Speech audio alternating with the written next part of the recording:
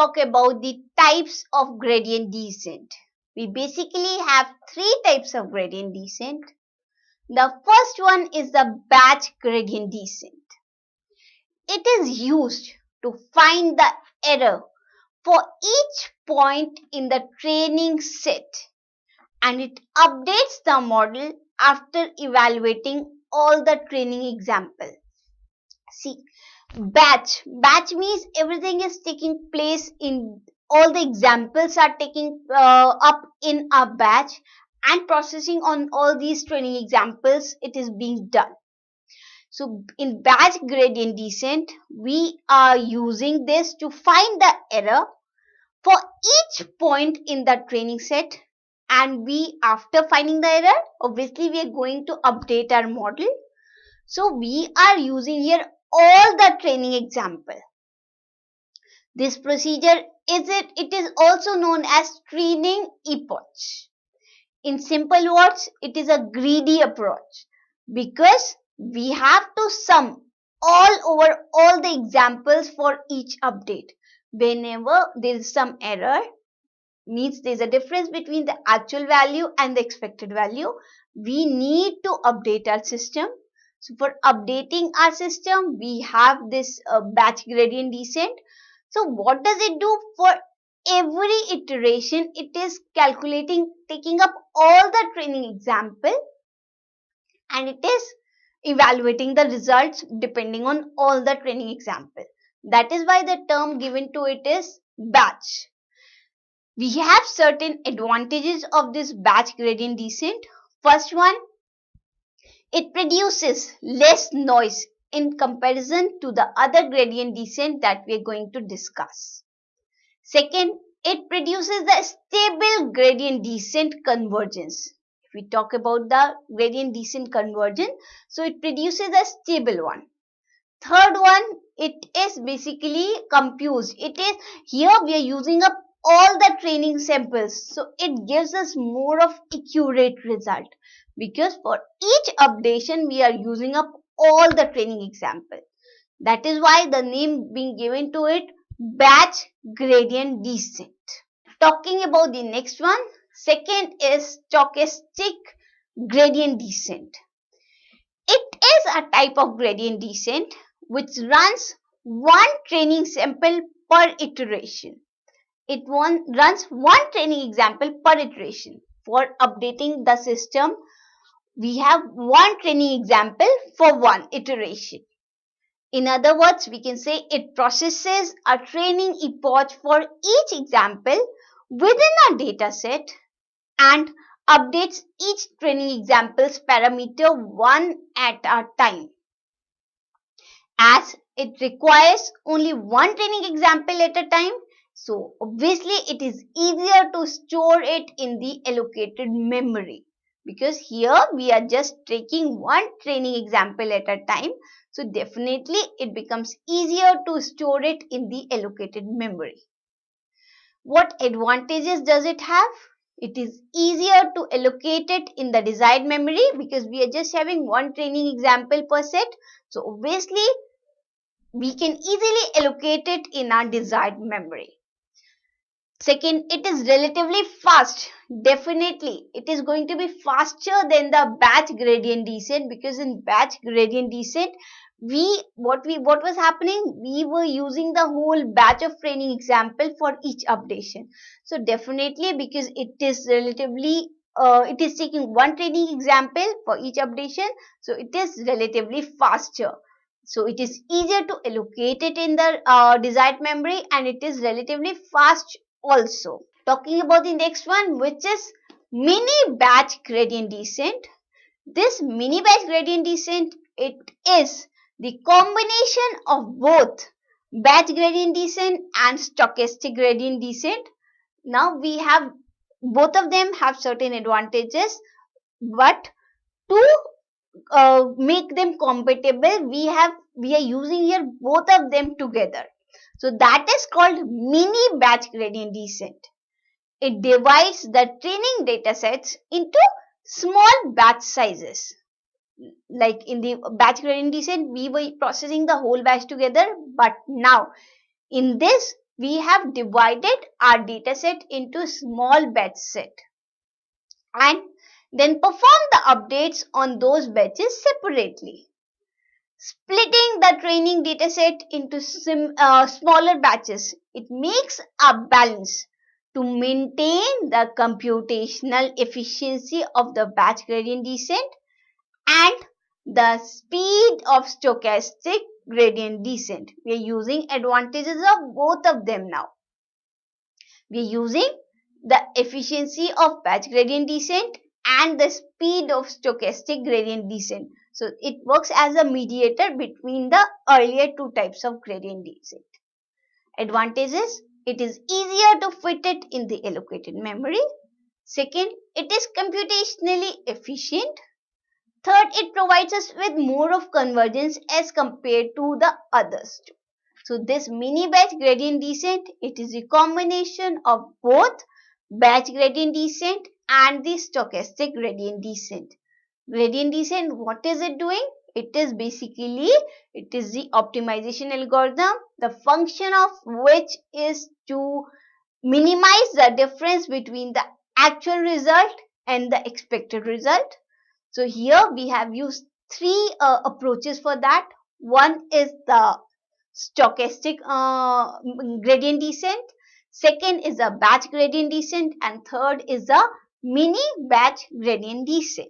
Now coming up to the challenges with gradient descent. Here we have certain challenges with the gradient descent.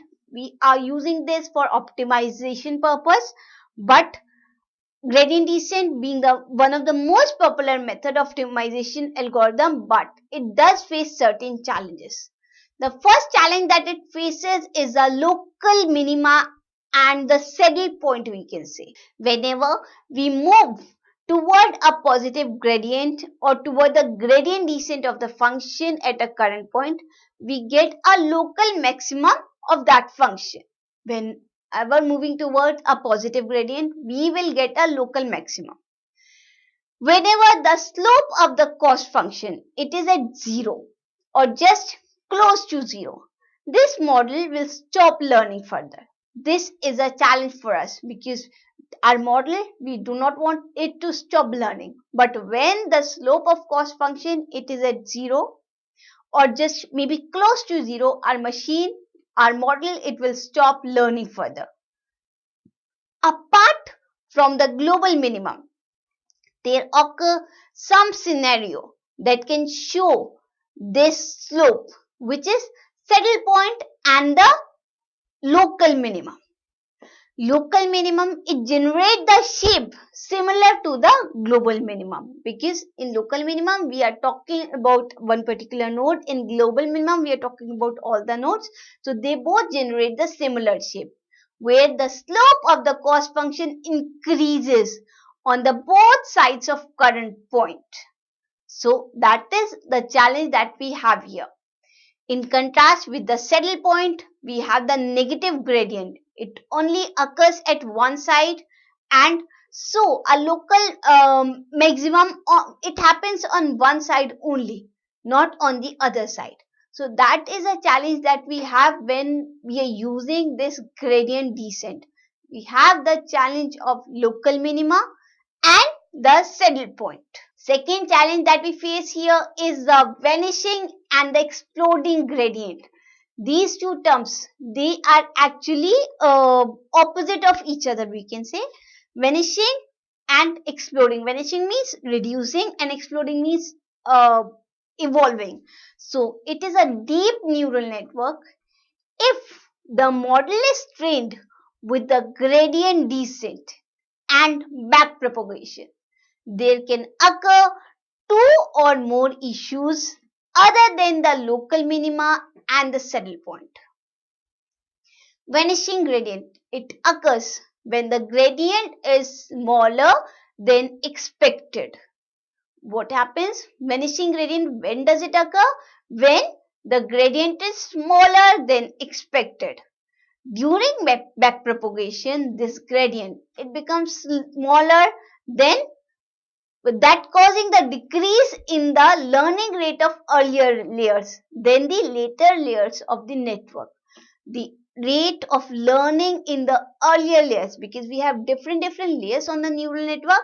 So there would be decrease in the learning rate of the earlier network as compared to the later layers. Once this happens, the weight parameter, it keeps on updating till they become insignificant. So that is a challenge for us, this vanishing gradient. Exploding gradient, it is just the reverse of it. It occurs when the gradient is too large. Vanishing gradient occurs when the cost function is too small. Exploding when the gradient is too large. And it creates a stable model. Further, in this scenario, the model weight increases, and this can be represented as NaN. The increment, it can be represented as NaN. This problem, it can be solved using the dimensionality reduction technique. We have this dimensionality reduction technique. This is a particular algorithm. This problem we can solve using that, which helps to minimize the complexity within the model. So this is a challenge that we face here. The first challenge is of the gradient descent is the local minimum and the saddle point. Second is the vanishing and the exploding gradient, which are just reverse of each other. Vanishing gradient, it occurs when the gradient is smaller than expected. Exploding gradient, it occurs when the gradient descent is too large than the expected one.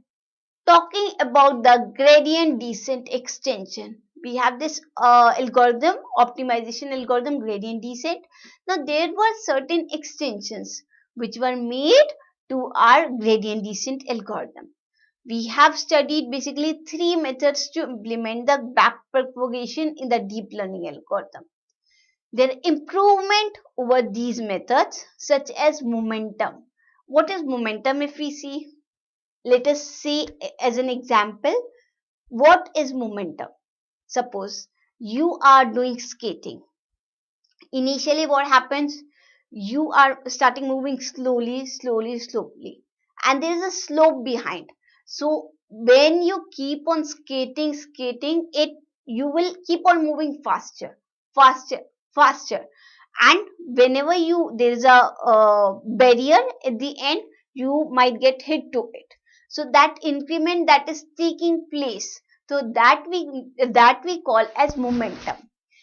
As we go down our loss curve, when calculating the gradients and making the updates, we give more importance to the update that go in the direction that minimizes the gradient, and definitely we give less importance to those that go in the other direction. So the result is to speed up the training of the network. So what happens? That momentum we have seen, so that there also this momentum, this is basically a gradient descent extension. What happens is in this, when we go down our loss curve, when calculating the gradient and making the updates, we give more importance to the updates which are going in the direction that minimizes the gradient.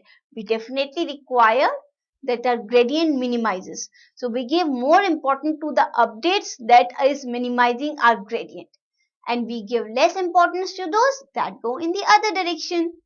So the result here is to speed up the training of the network. Next stop, he calculates a gradient, but instead of doing it to the current point, it does it at a point where we know our momentum is going to take us, and then it applies the correction. So that is how Nestrov you made use of this momentum function. The next one is AdaGrad, that is also known as adaptive gradient. What does it do? It keeps a history of the calculated gradient. That means we have calculated our gradients.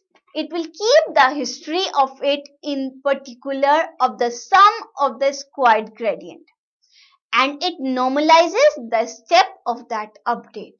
So in AdaGrad, what we are doing, we are keeping the history of the calculated gradient, and then we are using them maybe in particular for the sum of the squared gradient to normalize the step of the update. The intuition behind it is that it identifies a parameter with a high gradient, which weights update will be very abrupt, and then assign to them a lower training rate to mitigate the abruptness. We have to mitigate the abruptness. So there we are using the intuition that is behind it, identifying the parameters with a high gradient, which weights update will be abrupt and assign to them a lower learning rate to mitigate that abruptness. At the same time, the parameters that have a very low gradient, it will be assigned to a high learning rate. So that is how the interchange is taking place. We want that our gradient should be minimized. So those gradients that are minimizing, that we are assigning a high learning rate. So in this way, we manage to accelerate the convergence of the algorithm. We are accelerating the convergence of the algorithm. So that is this adaptive gradient. Next one is RMS prop. The problem with AdaGrad is that when calculating the sum of the squared gradients, we are using a monotonic increasing function, which can cause the learning rate to try to compensate the values that do not stop growing until they become zero. So this stopping the learning further. What RMS prop proposes? It proposes is to decrease the sum of the squared gradient using a decay rate. Here we are using a decay rate to decrease the sum of the squared gradient. Then was ADAM. Finally, ADAM is one of the most modern gradient descent algorithm, which we are using for optimization, which improves the RMS prop by adding the momentum to the update rule. It is basically using the parameters beta 1 and beta 2 with certain recommended values of 0.9 and 0.999. So those values, we are using different parameters, and this is the improvement above the RMS prop. If we talk about gradient descent regularization, what is regularization? It is a process of introducing the additional information in order to solve an ill-posed problem or to prevent the overfitting. Basically, regularization, it is a process of introducing some additional information. That means we are trying to regularize our gradient descent. So we are using some additional information in order to solve an ill-posed problem or to prevent the overfitting. Gradient descent, it seeks to find a local minimum of the cost function by adjusting the model parameters. The cost function, it maps the variables onto a real number, representing the cost, or we can say the value to be minimized. That is what we are doing in this gradient descent. For our model optimization, here we will perform the least square optimization method, where we seek to minimize the sum of the differences between our predicted values and the data values. So that is how the regularization takes place. We tend to minimize our local minimum. So here we are introducing an additional information to solve an ill-posed problem, or we can say to prevent the overfitting. So that process is known as gradient descent regularization.